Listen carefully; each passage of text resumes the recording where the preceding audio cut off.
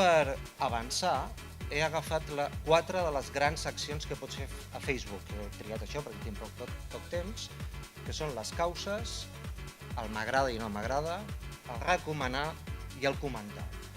I sobre aquestes 4 grans accions he intentat veure quins és els atributs polítics que es van construint al voltant d'aquestes accions. Intueixo que fer política amb aquests atributs obligarà a fer política d'una manera molt diferent.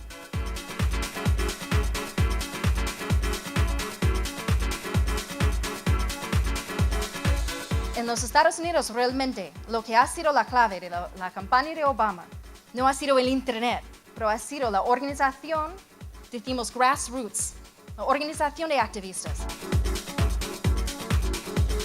L'acció política, les idees, el recorregut que fa qualsevol persona que es dedica a la política i que fa una aposta més o menys agosarada per les eines 2.0 és precisament entendre aquestes eines. Hi ha una excel·lent entrevista a la Contra de la Vanguardia.